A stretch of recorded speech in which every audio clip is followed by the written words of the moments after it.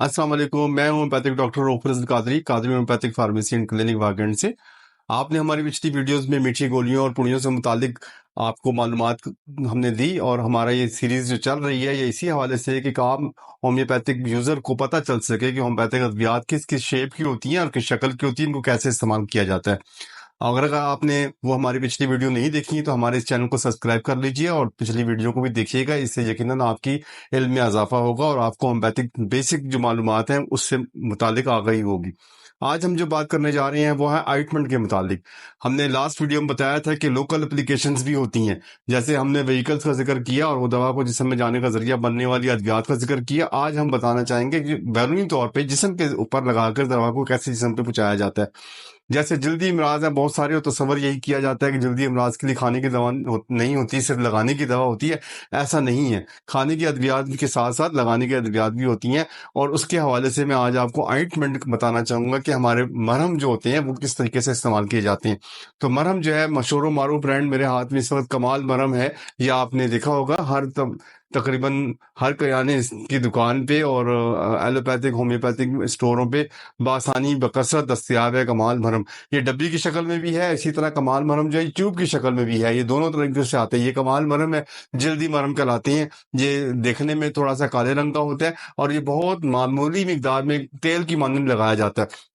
इसके अलावा जो मशहूर है वो एक और ऑइंटमेंट बड़ा मशहूर है, वो है हमारा कैरेंडोला ऑइंटमेंट। तो ये कैरेंडोला ऑइंटमेंट जो है, ये जिस्म जिस्म के जो रफ हिस्से होते हैं या खुरदरे हिस्से होते हैं, ये एड़ियां फट जाती हैं, जल्द खराब हो जाती है, उसमें लगाने के लिए होता है।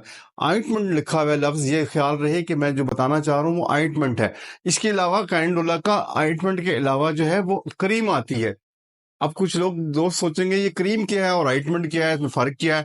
तो ऑइंटमेंट जो होती है इसकी बेस जो है पेट्रोलियम जेली है।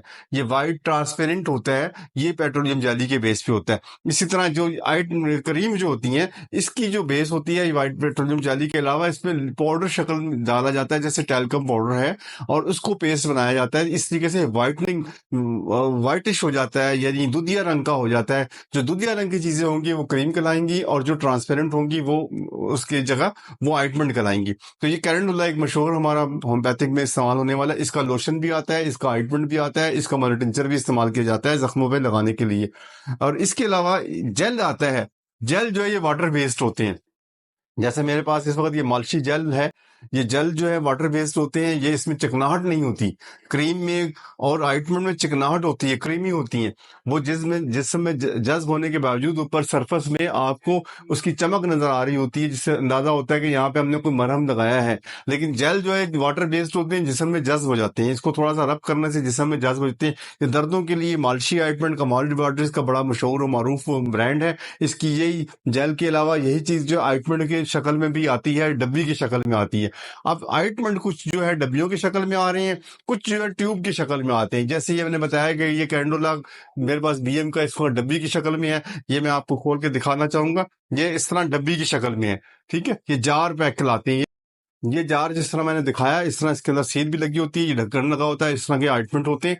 और इसके अलावा ये जो ट्यूब की शक्ल में होते हैं वो भी मैं आपको दिखाना चाहूंगा, ताकि आपको कंफ्यूजन क्लियर हो जाए और आपको पता चल जाए कि ट्यूब की शक्ल कैसी होती है। ये ट्यूब्स होती हैं, ये ट्यूब होती हैं। इसके भी मुख्तलिफ साइज होते हैं, 20 ग्राम की, 50 ग्राम की बेलूम। और ये ट्यूब्स जो है इस तरह किससे होते हैं, इनको ढक्कन खोलते हैं और इसको हम प्रेस करते हैं, आगे सील लगी है, प्रेस करते हैं तो ऑइंटमेंट यहाँ से निकलता है। जैसे टूथपेस्ट आप घरों में कॉमनली इस्तेमाल करते हैं, तो ये पेस्ट की तरह मरहम को इस तरह उंगली में ले लिया जाता है और मुतासरा हिस्से पे इसको लगाया जाता है। इसी तरीके से जेल का जो मैंने बताया था, जेल भी सिमिलरली इसी तरीके से है। और वो भी आप देखेंगे कि उसको भी इन्होंने ऐसी ट्यूब की शक्ल में डाला है, लेकिन ये वाटर बेस्ड होते हैं। इसको जरा एहतियात करनी होती है, जो ही आप खोलते हैं दवा इसके अंदर से बाहर से एकदम निकलने आ जाती है। इसके अंदर प्रेशर होता है थोड़ा सा, इसलिए। और इस तरीके की होती है, एकदम से ये देखें बाहर आने लगी, एकदम देखें, तो इसलिए इसमें जरा सी एहतियात करनी पड़ती है। अच्छा, कुछ जो होती हैं उनकी सील लगी हुई होती है, कुछ इसमें सील लगी होती है।